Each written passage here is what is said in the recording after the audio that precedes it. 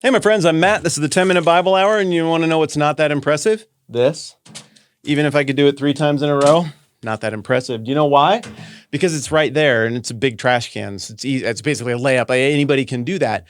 We also both know that if I do want to impress you, we just got to up the degree of difficulty a little bit. I got to stack the deck against myself, which I will attempt now.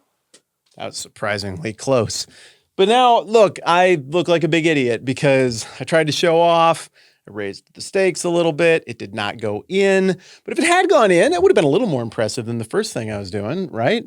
Well, this social dynamic, social phenomenon, is something that makes several appearances in the Bible with the character of God. We keep finding him in these situations where he looks at something and he's like, well, I could just fix that, but it's kind of a layup. If I do it, then everybody's going to be like, well, anybody could have done that. And so God looks at it and he's like, I got to raise the stakes.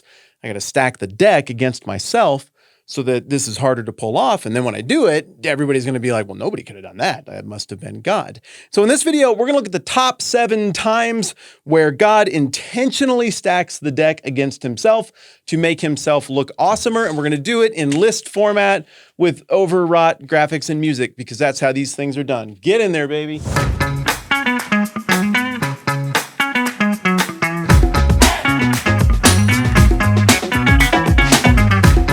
Number 7 is David and Goliath, and y'all are smart. You knew this was going to be on the list somewhere, but it's an awesome story, and it perfectly illustrates this motif within the Bible. You got the underdog of all underdogs who is picked from a whole lot of more logical choices. The underdog, David, decides to decline even wearing armor. Like, nah, I'm not even going to do defense on this one. Instead of taking like 100 stones with his little modest sling instead of a sword, he takes 5? Like 5? You want to give yourself a few more chances to hit the guy, but he doesn't need them because he hits it on the very first shot. And the way the whole thing plays out, everybody's like, oh, that shouldn't have worked out that way. The deck was stacked against the kid winning. Clearly, only God can get credit for this.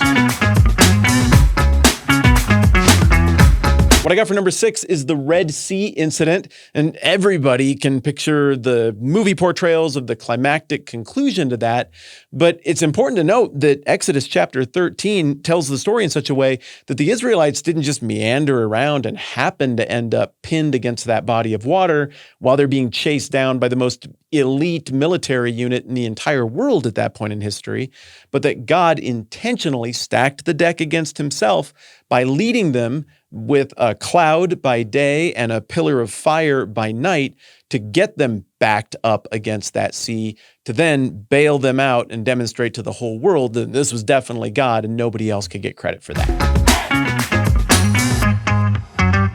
Number 5 is the siege at Jericho as recorded in Joshua chapter 6. Joshua's a tricky book to know what to do with, no getting around it. There's a lot of bloodshed and conquest and war and violence, but one way or another, this motif is still on display in chapter 6. You got this walled city of Jericho that controls the whole region as the Israelites enter into the promised land. If they can't find a way to deal with Jericho, they're not going to make it any further. They're going to die forgotten to history out in the desert. So you figure that they're going to settle in for a lengthy siege, try to starve out the inhabitants, maybe come up with some siege machines. That really wasn't an option at this point. But instead, they do something completely unprecedented. God has them do these musical parades around the walls of Jericho, carrying the Ark of the Covenant, and somehow that works. The walls come undone, and the Israelites win a quick victory in a place that should have taken them forever if they were ever even going to win at all. Right, what's interesting about the way this works is that because God stacked the deck against himself, he alone gets credit for the victory, but he alone also gets credit for the morality of the moment. It makes it crystal clear that what was happening here wasn't just a bloodthirst on the part of the Israelites, but that really actually there was a deity who determined beyond the whims of men and women that this was going to be the outcome in this situation, whether we like the way that reads or not. Number 4 is Elijah and the prophets of Baal, and this story is juicy. This is the one where Elijah has a confrontation with Ahab, the king of the north, who has come into cahoots with this cult of the pagan god Baal. And Elijah's like, let's have a supernatural showdown. Bring out a whole bunch of your prophets, like hundreds of them, and we're going to go up on this mountain and we're going to have a sacrifice showdown where if they can get their god to consume their sacrifice with fire, then I guess that's the real God. But if it doesn't, and then the God of Israel does consume my bowl with fire, then we know that it turns out that that's the one true God. And so all these priests and prophets of Baal come up and they set everything up, and all day long they cut themselves and wail and beg, and Elijah just sits there and taunts them the whole time. And he's like, all right, my turn. And he says, all right, set up the altar. And then he's like, now dump a bunch of water on it. Let's do it again. Let's do it a third time. He drenches it, and then he prays one teeny tiny little succinct prayer to God, and boom, it gets consumed by fire, and everybody can tell what's going on. Thus, we see another incident where the deck is intentionally stacked against God so that nobody could argue who was the one true God in that situation. Number 3, I got the whittling down of Gideon's army in Judges chapter 7. Gideon's a judge. Midian is posing a problem to the people of God, and Gideon's got 82,000 men gathered to go and resolve the situation. But then we run into this verse where God says to Gideon, you have too many men for me to deliver Midian into their hands. In order that Israel may not boast against me that her own strength has saved her, you're going to have to get rid of some guys. And so he makes an announcement and cuts out 72,000 out of the 82,000 men. Then God's like, there's still too many men. Take them down to the water. And then he does this test with how the guys drink, and only 300 guys remain. And with those 300 guys and just a crazy, goofy, almost Jericho-like plan, they surprise the people of Midian, and the army goes into chaos, and God wins in a way that only God could get credit for by stacking the deck against himself. Number 2 is the feeding of the 5,000. This is a miracle that's recorded in all 4 Gospels, and it's very reminiscent of the work that God the Father does in the Old Testament with all of this stacking the deck against himself so that only he could get credit. Here we have Jesus doing it so that only God could get credit. There's a spontaneous crowd of 5,000 men, maybe another 10, 15,000 women and children who are following him along. They didn't make any plans for dinner. Jesus has got basically one lunch pail full of food to work with, and he tells the disciples, yeah, you feed them.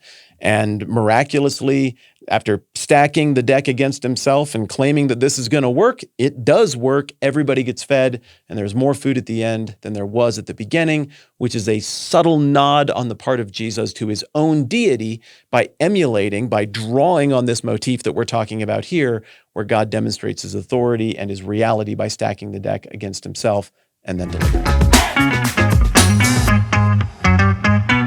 Coming in at number 1, no surprises here. It's the incarnation, death, and resurrection of Jesus, which is the ultimate example of this motif of stacking the deck against God's self for his own glory.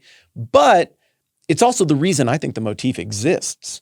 All those other examples point to how God is carrying out his redemptive plan, the central plot point of the whole Bible. God could have just descended from heaven like Superman and been like, here's how the things are. But instead, he stacks the deck against himself again, as he is in the habit of doing. He takes on, flesh as a little baby, and then ultimately gets executed, allows God in the flesh to be executed by the people he's coming to redeem, and then comes back to life, defeats sin and death. So there's an easy route to this. God stacked the deck against himself and chose the hard route for 2 reasons. 1, it seems to demonstrate things about his character and demonstrates that character being consistent across the text narratively. But 2, it also kind of reframes the equation between anybody who is redeemed by what God has done and God.